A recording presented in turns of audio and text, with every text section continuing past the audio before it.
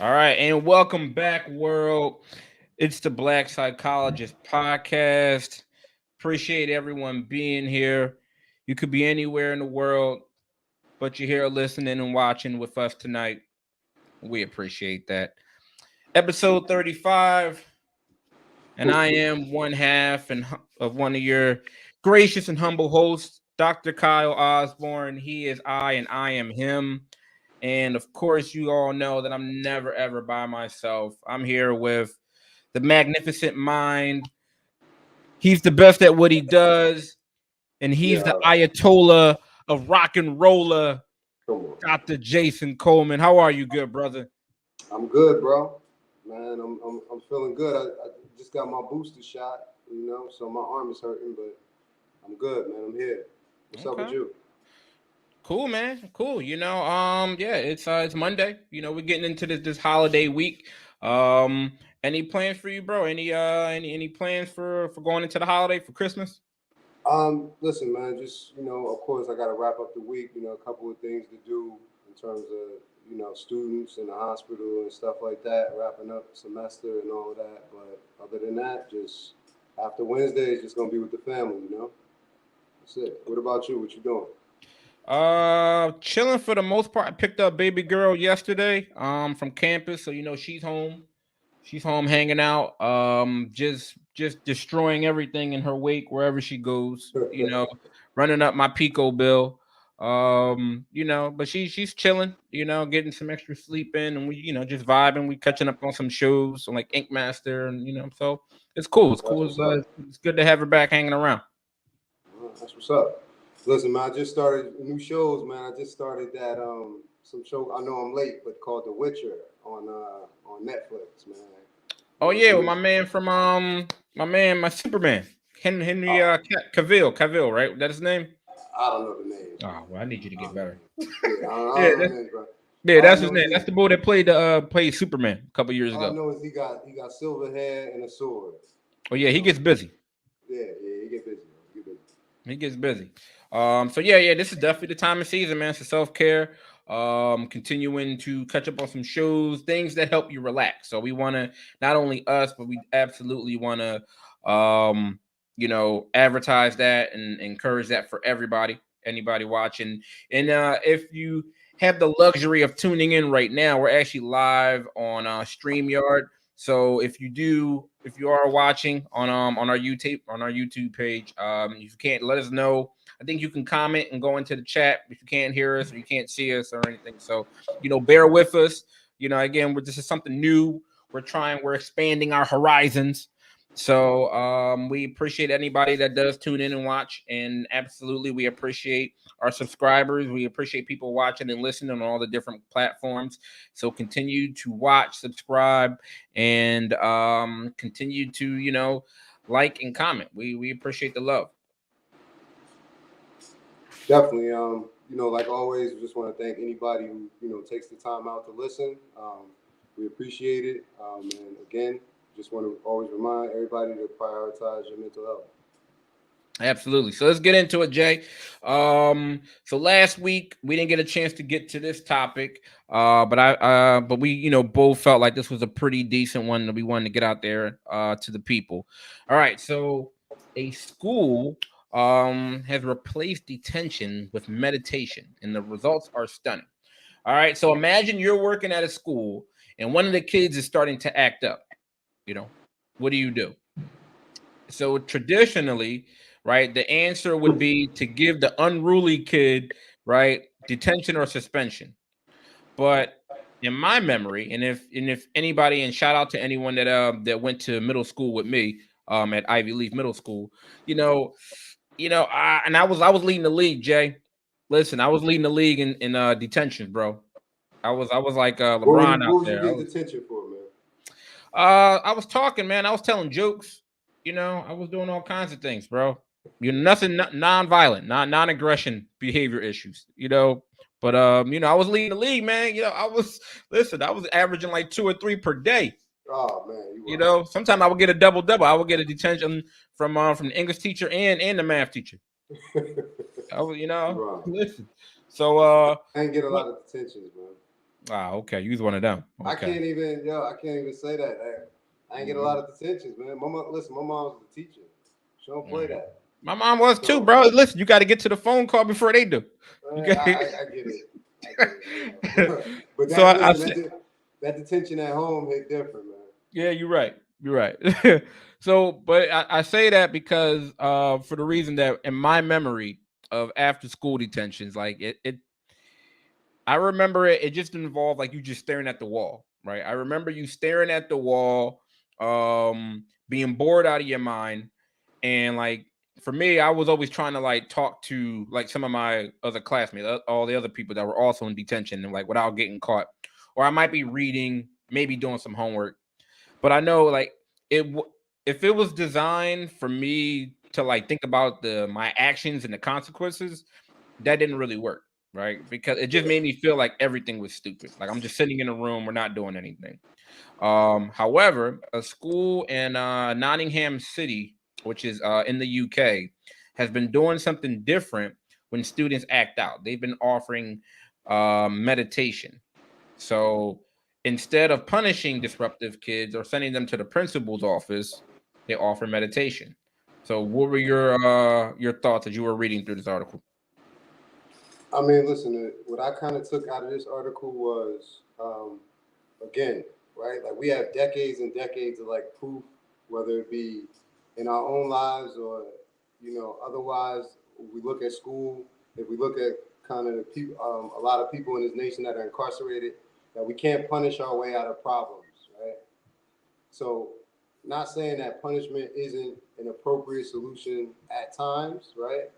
But we've learned we can look at a variety of different results and come to the conclusion that punishing people doesn't necessarily change their behavior or deter it, right?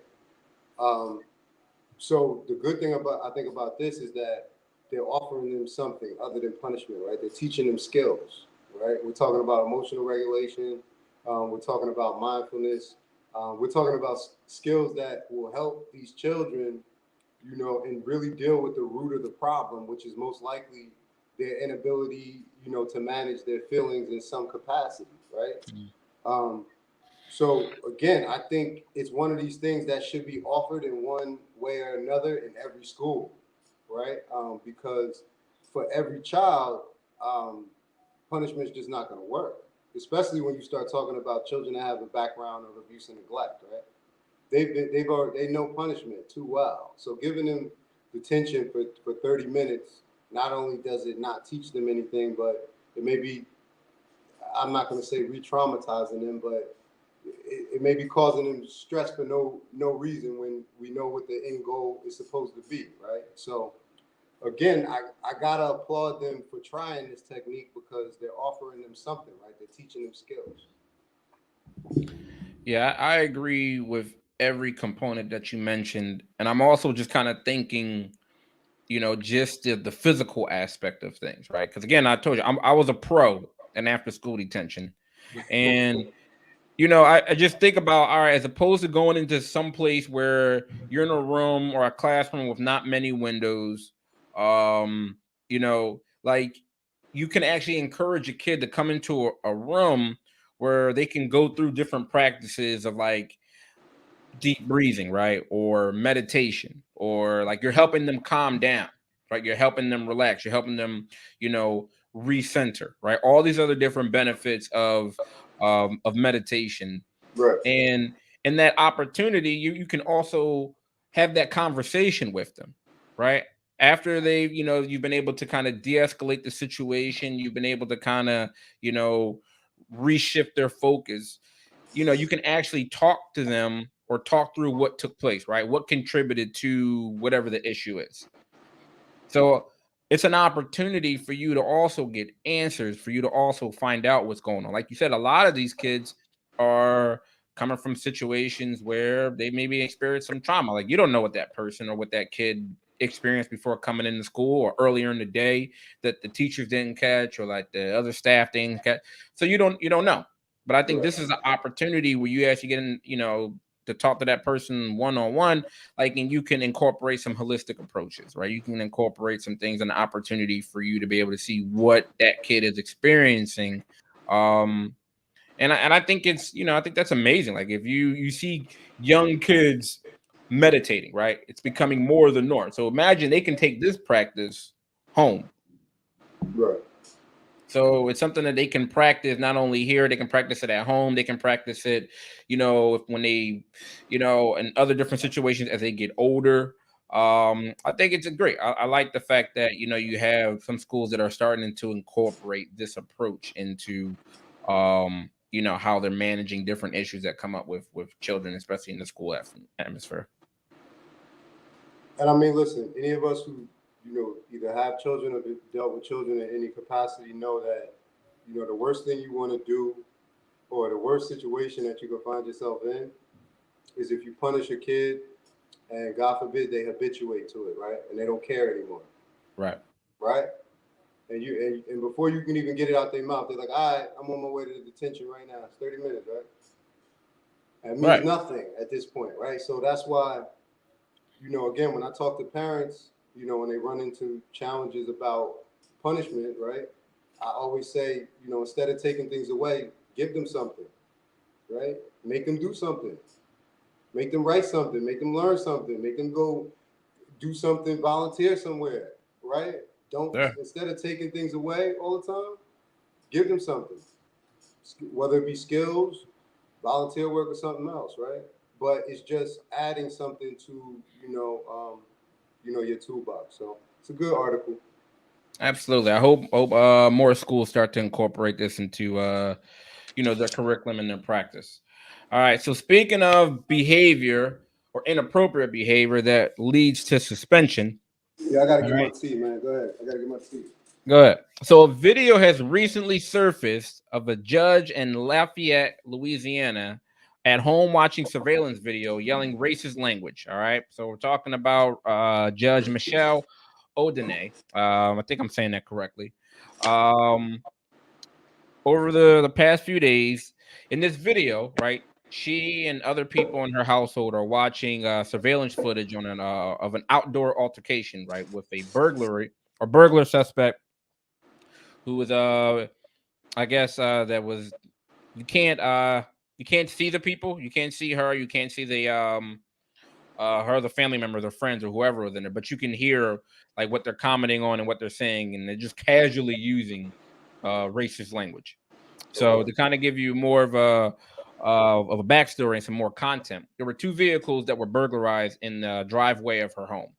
And records show that Odene and her husband and the family, the suspect tried to flee on foot but was caught by them, and the police came and they were able to apprehend them and so on and so forth, right?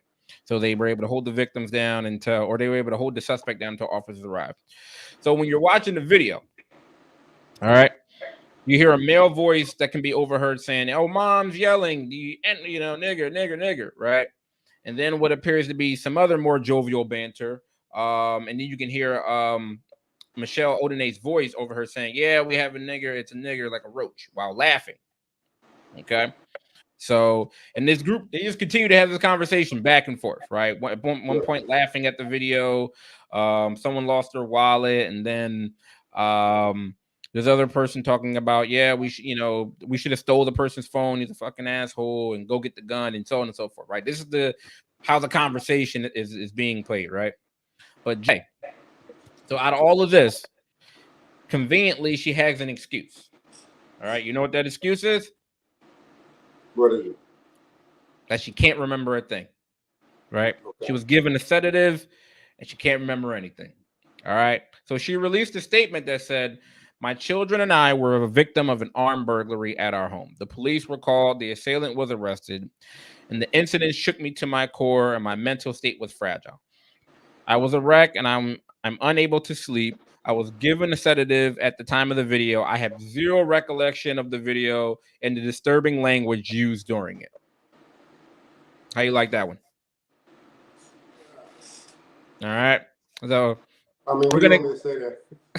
so we're gonna get this out the way, right? Let's do a quick psycho ed. All right. So, like all medications, right? Any individual taking any type of sleep aid or a sedative, it can indeed incur side effects. Okay. So we're more talking about like headaches, dizziness, diarrhea, nausea, any type of like allergic reaction. Right. Now, in more rare cases, like maybe like 1 in 4% of sedative users have reported experiencing like odd behavior or like psychiatric side effects, like hallucinations or like disorientation. In no way is one of those side effects, right? You know what's not a side effect? Racism. Okay. Racism is not a side effect. All right. And even before we came on here, Jay, like I did a quick literature search on publicmed.gov just to like and to see if there are any like different sedative induced racism. Zero results. Yeah. I thought you was about to say something serious, man. Zero results, bro. All right. So what's your take on this, man? I mean, I'm not even going to deal with the sedative part. You kind of put that to bed, you know. Nice try on their end, you know.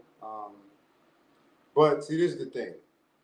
So we're not naive, right? So we know that there's a lot of people in this country, you know, all over the world that have racist views, right? And we racism and ignorance are all over the place, right? So the problem is not even that she's being racist and ignorant of her whole family, right, as a whole.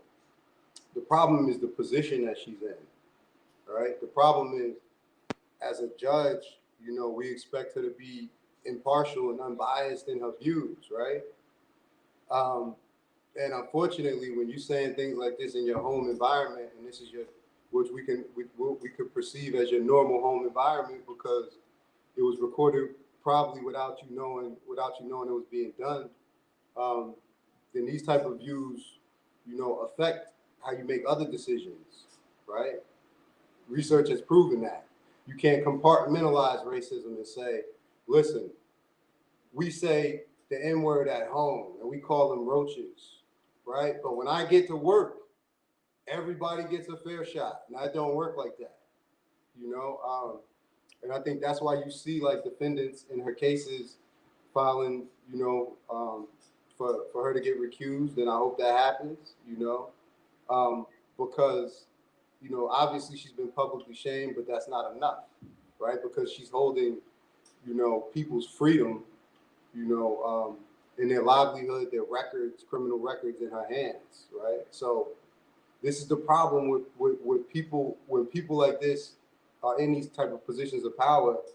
You know, this is what kind of exacerbates people of color not trusting systems in general, right? When things like this hit the news, you know, because if you've ever been in a courtroom, you're going to think about, did that happen to me? Right? And unfortunately, history tells us that it has happened before. You know, so again, the unfortunate part is that, you know, when you do kind of a little bit of research below the surface, you know, how she's going to be reprimanded is to be determined. Right now, she's on leave, you know, or something like that. But it's up to her to resign. You know, so listen, the way people got to understand, like when they put people in positions of power, you know, it's not easy to get them out of it. Not easy to get them out of them, right? So again, it's just another example why, you know, certain people have a reason not to, you know, have trust in the system, right? Certain structures. Yeah, it's revealing. It's very revealing. I would like to sit up here and say that I'm shocked, but I'm not, unfortunately. I remember reading, I think, a Times article earlier in the year. There was like a Colorado judge that was also found, or that it was revealed that was making, using racial slurs and racial language. Um, and now this is very revealing of racial prejudice. I mean, at a high representative level in our judicial system, right? That's what this is. I mean, what chance does any African American or any person of color have in her courtroom? I mean, we're talking zero chance. This is the core beliefs that she already inhabits, right? Like, I don't believe that a person who has revealed this type of disposition, um, should fulfill any type of office bearing power over any type of judiciary. Because, like you said, it speaks to impartiality, and that's the issue here. And see, Right? and that's the thing, right? And I get it, because this is the type of situation that, it makes it makes people emotional, right? Because it can impact a lot of people on a lot of levels. But the discussion moving forward about this is going to be about whether she can be impartial and unbiased, right? Saying those things, right? And again, my stance is always going to be that you can't dehumanize somebody on Saturday and Sunday and then give them a fair shot on Monday. It just doesn't work like that. Our brains, our minds just don't work like that. You can't turn racism on and off, right? And this is a problem, because when you call somebody an N-word or roaches, and that's how you look at them, that's how you view them, whether they committed a crime or not, right? Because these are the people who are wearing the black robes, correct? Right? That's right. So when we talk about innocent until proven guilty, of course she has the right to be a person, and she doesn't have to be happy about somebody vandalizing her property, right? Or trying to burglarize her property.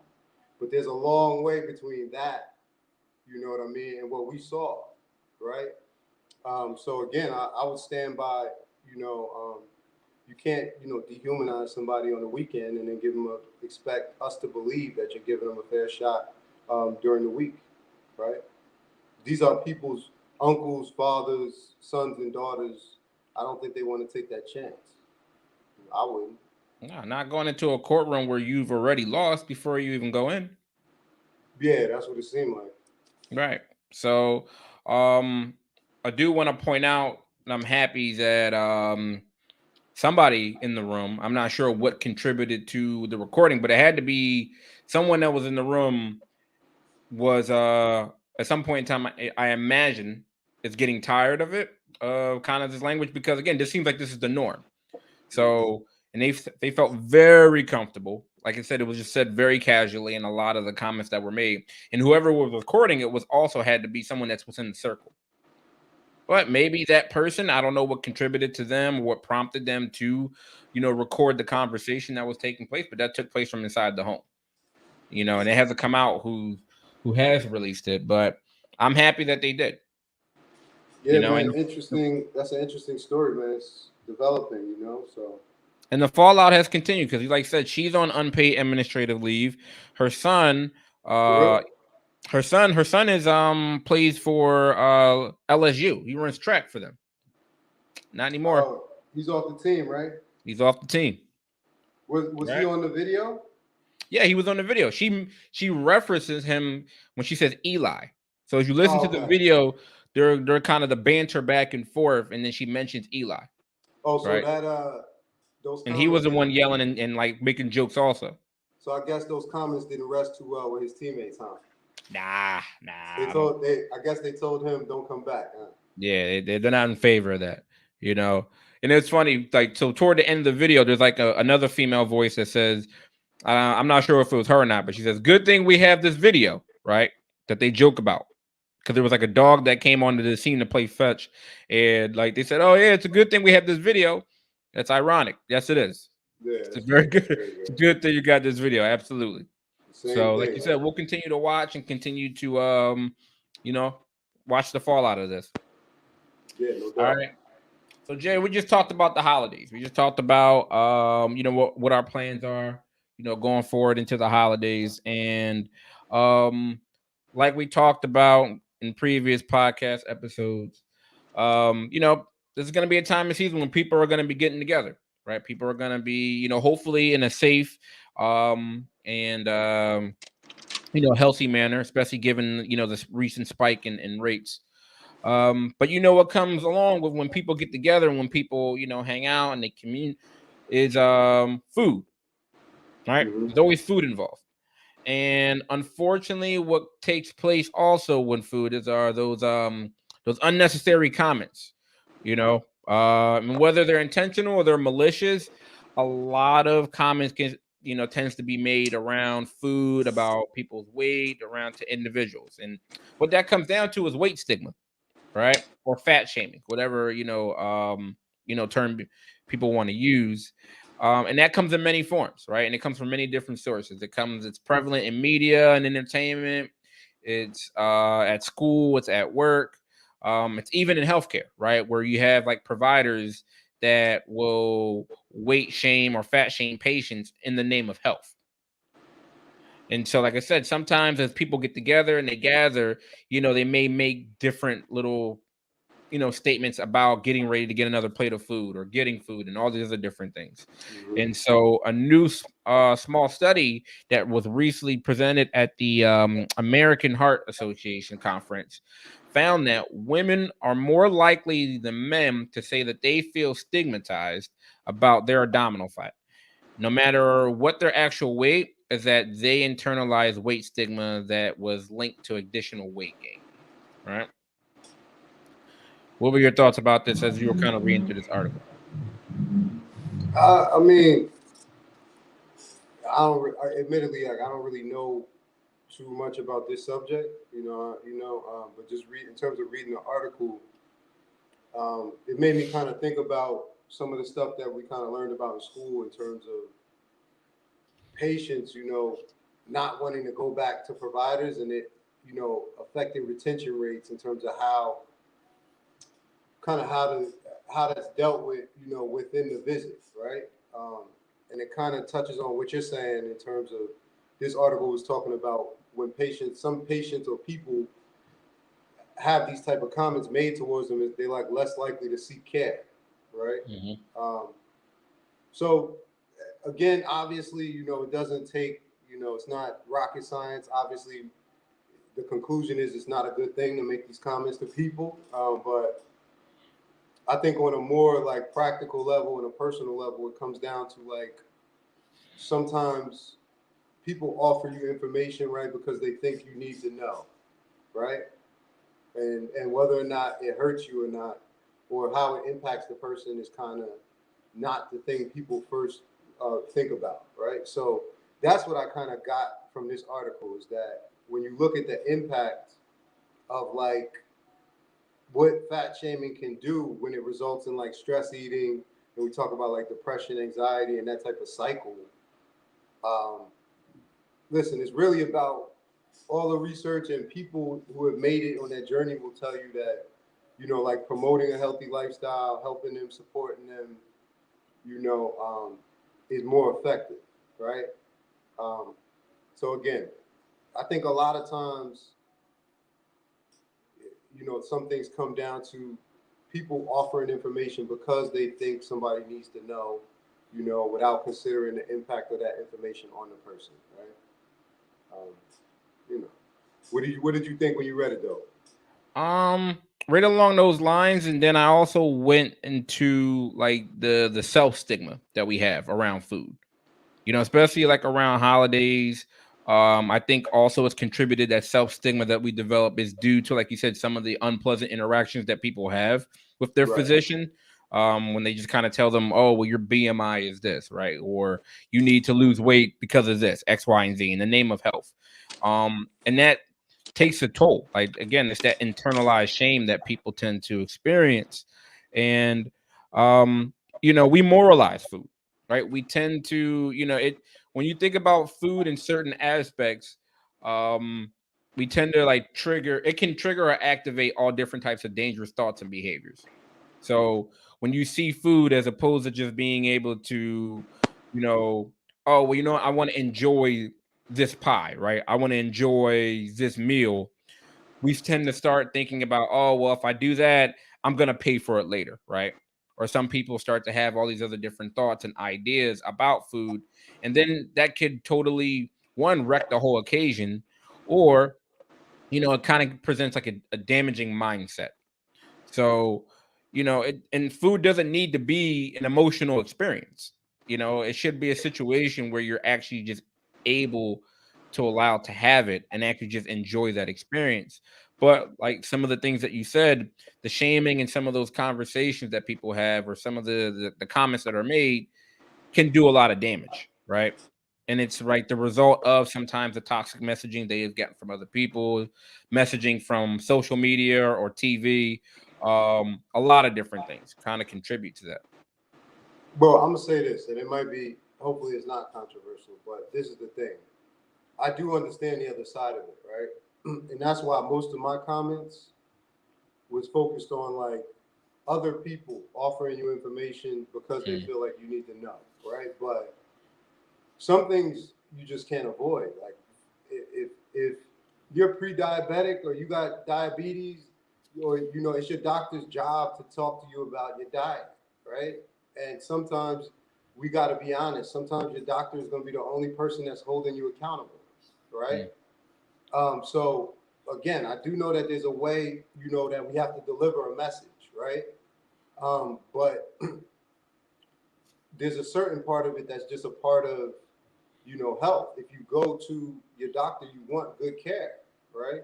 So part of getting good care is sometimes going to be telling somebody information that they might not want to hear, So I'm always going to be a fan of how the message is packaged and how that's important.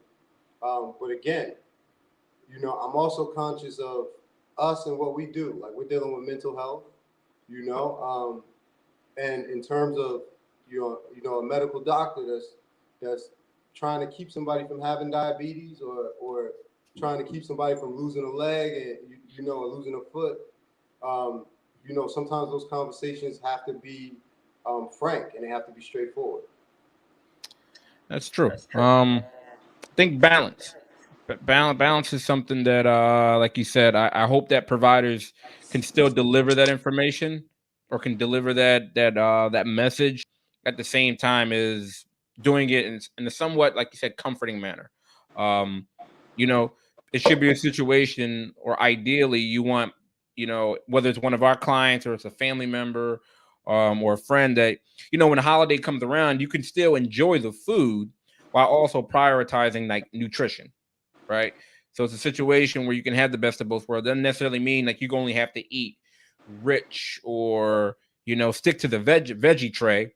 Um, and at the same time, you don't also want somebody you care about, or whether it be a client, making themselves sick, just trying to like preemptively worry about food that they're not going to be able to enjoy, or a situation where it wrecks their whole, experience of being around family and being able to eat.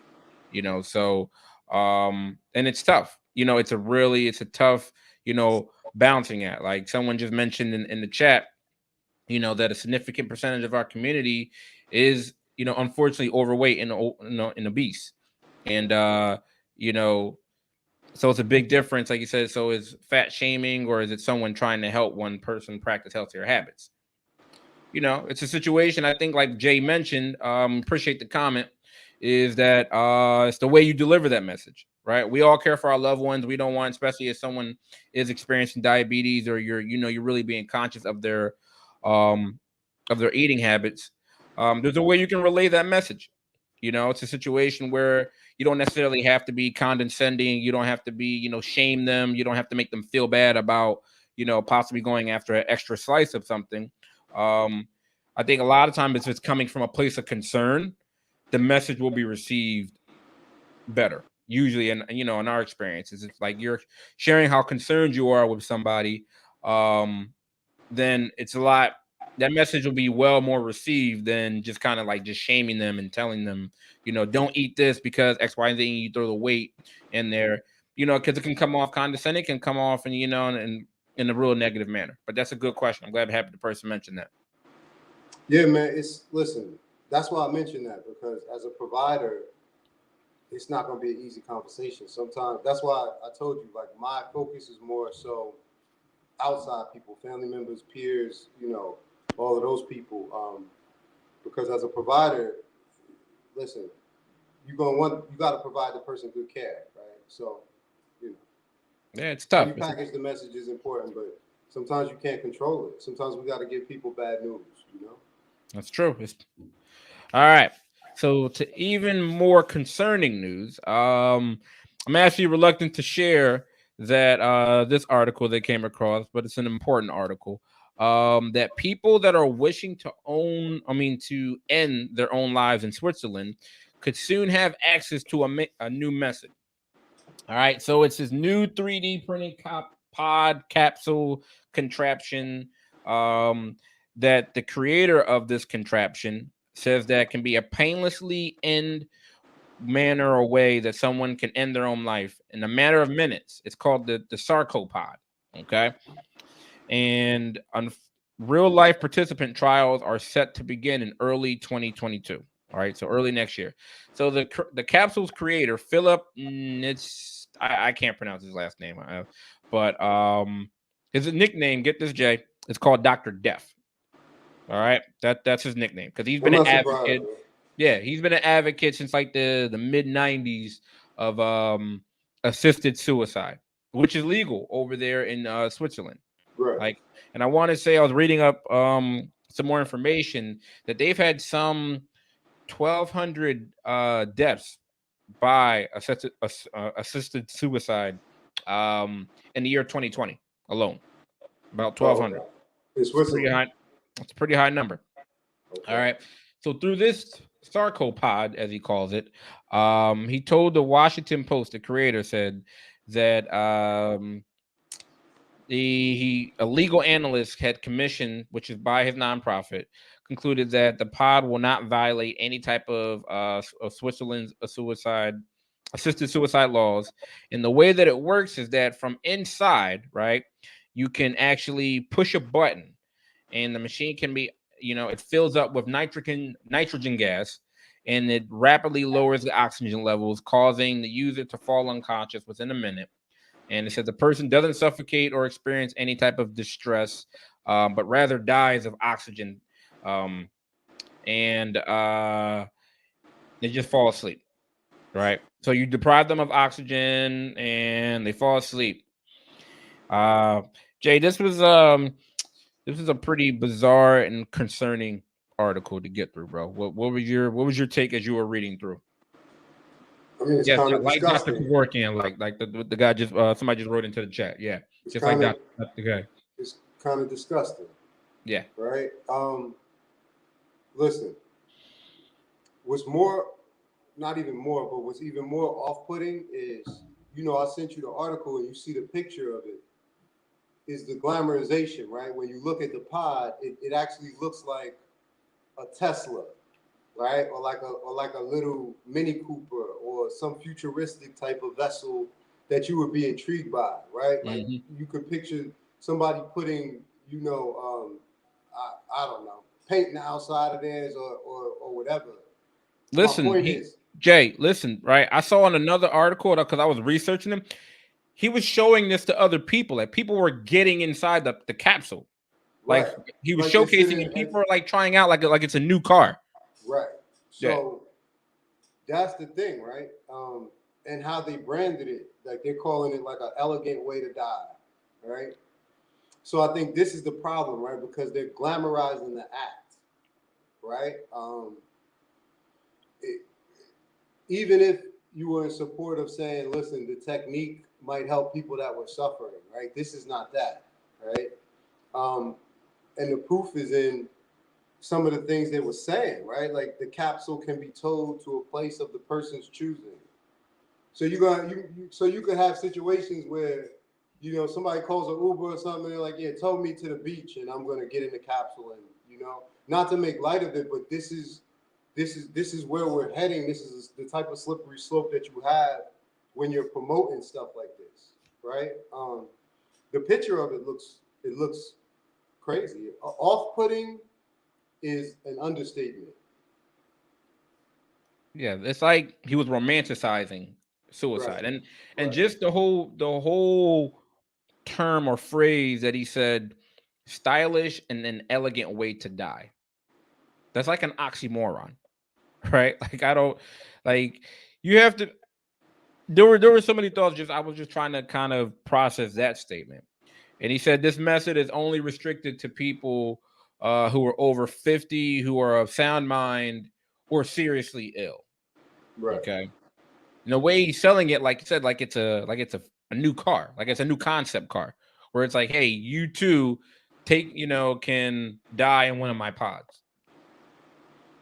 I mean, listen, and think about it in context, right? Like they're going to start with this next year, right? So think about what a large part of the world has been going through in the last 2 years, right? We're talking about a pandemic. We're talking about worldwide, people having problems in terms of employment, right? Losing jobs. Some people having problems in terms of homes, um, losing family members, those things. So when we talk about a situation that can make a group of people or individuals vulnerable to making impulsive choices, this is it, right? Um, so you talk about the perfect storm of like kind of catastrophe. This is it, right? Um, it doesn't matter that we're doing relatively okay. We remained employed. God willing. And all those things. There's some people who COVID-19 are going to be digging out from the damage from this for years, right? There's some people that lost a job and didn't get another one. There's some people that lost a caregiver, a family member, or who have some sick now and don't know what they're going to do. So for you to be glamorizing it is kind of it's dangerous. Yeah, And kind of I think what made me most disgusted was the lighthearted manner in which he kind of talked about his customers, which some people might say would be his victims. Okay, it was very, very cavalier, very matter of fact. Like I'm just gonna, put this information. Um, Something else that concerns me is that he plans on making the blueprints available so anyone can download the design. Right. So, you know, and it's available for like free, like online. So he's like you can go and print the instructions online about the combination of the nitrogen and the oxygen deprivation. Mm-hmm. Um, and for me, that's dangerous and irresponsible for the reason that it could also lead to to suicide contagion, right? You could have a whole phenomenon that are people that are hearing about this particular manner in which to end your life, and then you'll have people trying to duplicate it. Right, you'll Mm-hmm. have people trying to, oh, I can, since he's just glamorizing it and he's advertising it like again, like it's a car, right? This is what draws people in, unfortunately. And I mean, he's been doing this for years, unfortunately. Like he's had time, he has a nonprofit, he has all these other different resources that, you know, of all these different these methods. And he's getting to a point. I mean, you should have seen the looks, like the visual aspect of things. When I was looking at some of the photos for people that were trying to get in and out of this pot, like they were sitting in it, and it was mind blowing. Yeah. Um, Yeah. you know, so in reading some more, there it seems like Switzerland is kind of back and forth with this. I don't believe that, even though they're going to start attempting the trials next year, there are some other different roadblocks and some other different approvals he has to go through. So we'll see.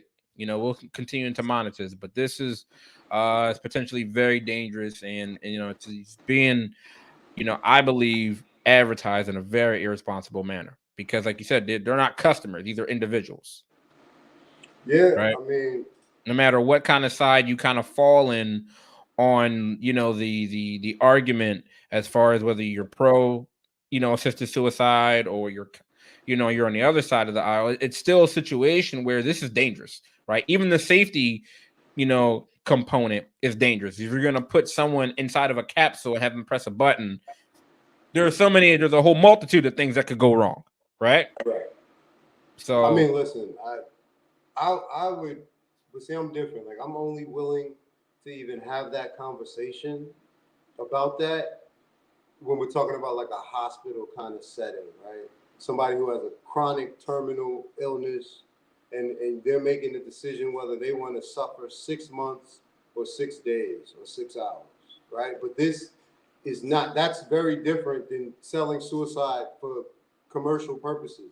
Excuse me if I'm using the word incorrectly. You understand what I'm saying? Like selling suicide like you're selling donuts. Like that's different to anybody over right, 50. So again, if we're not talking about somebody who's making a decision between, do I want to live with this chronic illness for 6 months, 6 days, not because somebody is sane and over 50 and has $50,000 to buy the capsule, they can get it towed to the beach and kill themselves on Jersey Shore. Like some people would buy a Coca-Cola. That's the difference, But it's disgusting, but we're going to have to, I'm sure it won't be the last time we're hearing about it. Yeah, we'll continue to monitor it. I hope Switzerland continues to fight, and we'll see what happens. All right, Jay. Ending off on a good note, okay? Are you familiar with BTS? No. Okay, I'm surprised, shocked, and disappointed. Most of them first. Okay. All right. I just said that you were the rock and roller, the Ayatollah, and all that, and I thought that reputation. I thought that reputation was gonna. I don't know. Well, I mean, because of the article, that's all, but not before the article. All right, so you're missing out, Jay. So it's safe to say that you're not a part of the BTS army. All right, so you've never heard of the song on the commercial, the I'm dynamite. That's not you. You don't know that? No. I mean, it doesn't. In the stars tonight. No, you're not familiar with that. It's not ringing a bell, but all right. I'm sure as soon as we're done, I'm gonna turn on my television and hear it. It's on the Samsung commercial. Don't worry, I'm gonna forward you the song and the album. Don't worry about it. I got you. I don't want you to be left out. All right. So for those that are like BTS is on your rotation at the gym all day. Okay. I get pumped to it, bro. Listen. Yeah, I'm kicking them, pumping iron to it. Seriously. I'm not so for those people that aren't familiar with BTS, they are a Korean pop group, K-pop, and they're breakout, man. They are a global phenomenon these past couple years with chart-topping hits and albums and Grammy nominations. You name it, right? And so they're recognizable with a couple of their pop songs, Dynamite, also Butter, and like they're in those commercials. They have like the candy colored outfits and like the hairdos, and they have these dance routines. All right. So what's important, or we bring that up, is that researchers are starting to take notice that in this era of rising like youth suicide rates and with mental health crisis that's been amplified by like the stressors of the pandemic and social media, the BTS, their band, their message of positive self-acceptance has actually been able to resonate amidst all of the adversity that I just mentioned. And so research has shown that the BTS can actually support young people's mental health. All right. Now, Jay, I got to be honest with you. Okay. I thought that these kids, I thought the band members, because it's 7 of them, and I'm not gonna attempt to try to pronounce any of their names because I'll just screw it up and I'll get in trouble for it. So I'm not even gonna go down that road. But it's 7 of them. And listen, I have to be honest. I thought they were all like in their late teens. It turns out they're like in their mid to late 20s, bro. All of them. So they're grown-ups. Oh yeah, they're full-fledged adults. Okay. Yeah. So I thought, I mean, they're very youthful looking, which is cool. I guess that I guess that they have that to their advantage. All right. But yeah, some of the music. I haven't seen them. I'm about to pull up a picture of them right now. Pull them up. Listen, I guarantee you, if you play the song, you've heard Dynamite. There's no way you haven't heard it. It's in the stars tonight. Listen, so, all due respect, I don't need to hear that again. All right. So listen. All right. So that again. A couple different things. I'm telling you, when you pull it up, and everybody out there listening, you've heard BTS, you've heard the music, you've heard the jingle, you've seen the commercial. They're dancing. Oh, they do look young. They do, don't they? Right? Yeah, they look like teeny boppers. Like 14, 16, 17. Listen, they're in their mid to late 20s. And somebody just wrote in the chat, what does BTS stand for? I don't know. Okay. I don't Somebody know. had some work done. I'm gonna have to find out. All right. So I haven't. I guess that there goes my It's called oh, we got Bangtan Boys. who? Bangtan Boys. Okay. There That's you go. BTS. BT. Bangtan Boys. All right. Cool. There you go. You know, I learn something new every day. See, you're about to join the army already. All right. So some of the things that Their names are not hard to pronounce. Jin, Sugar, J Hope, RM, Jimin, V, and Jungkook. That's not hard, man. my And you the fault. one, you the fan. My You the fault. one, you the one with the t-shirt, My fault. and the the visor. You gonna see the shirt, the t-shirt, and the you gonna see it next week. Watch. You see, you gonna see it next episode. That might be our new intro music. I don't know. No, no, no, I don't think All so. right. So some of the things Or maybe. that the researchers mentioned have talked about, it's a fresh perspective, right? So I'm gonna quickly run through some of the positive attributes that have been helping contribute towards a positive mental health that the band has been able to present. So they have a fresh perspective. Okay. Um, you know, they're from South Korea, and like for the last decade or so, like K-pop has really become like a culture juggernaut, man. Like they have like K-pop has really started to take over, and like similar bands. And they, through their music, they've offered like this innate like type of sense of hope and like possibility to folks that kind of feel stagnant, like because it's new. Like I know a lot of us are familiar with like NSYNC, and I think who was it a few years ago, it was like One Direction. You know how like every 6 7 years like a new kind of boy band that pops up or that emerges. So Yeah. this is BTS. This is their time now. All right. So but yeah, they're a fresh perspective. And a lot of the music is, it's very, very positive, right? They have an upbeat message, right? That's the next one. So even though it sounds like fizzy and kind of like, popcornish, um, and that's usually been more reserved for like their crossover songs, like Dynamite and like Butter.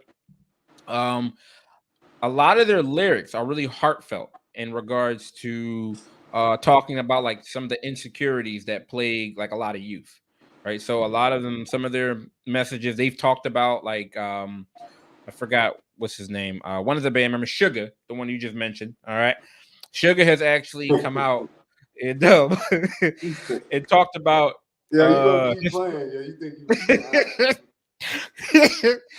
he's talked about his struggles with mental health, like with mental illness. And there was like a United Nations assembly um a couple years ago where they gave a moving speech encouraging like self-esteem and human connection, and giving out like hope to youth everywhere. Um so yeah, overall, like they've, in addition to the music, like they've had like a really positive effect on people. Like they're very diverse among the band group. Right. Like some of them are more kind of urban, and some of the others are more like androgynous, and they're really really carefree in regards to the way they present themselves. So and that contributes to like they're all separate, but they're also very inclusive.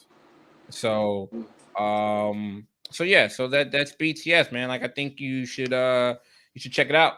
Okay. I think it'll have a Well, profound good effect on you, bro. I might check it out next time I'm on the treadmill, man. You know, I send me a guarantee you do couple an extra YouTube mile. videos. I guarantee you're gonna do an extra mile. Guarantee it.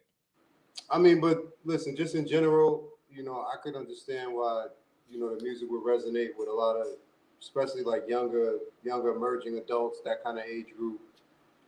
Anything that kind of talks about self acceptance, individuality, those type of things. This generation is has been very vocal about self care, mental health, those things. So it's not surprising, right? So we should only thing I would really say is we should get used to more of kind of this positive message, kind of gaining some footing. And I wouldn't be surprised if young people put more support behind groups like this. So Yeah, absolutely. And oh yeah, they also because they're worth like 100 million, right? That's like their net worth. They also contributed, I think, 1 or 2 million to the Black Lives Matter movement last year. So they've been supportive of a lot of different causes. And like all jokes aside, I've heard nothing but positive things about this group, just kind of reading up on them. And it's good. Like, it's good to have some of these like just feel good music. And when you have members that like are still very young, that resonate, and a lot of youth can identify with, and they're unapologetic with their message that they promote, it's good.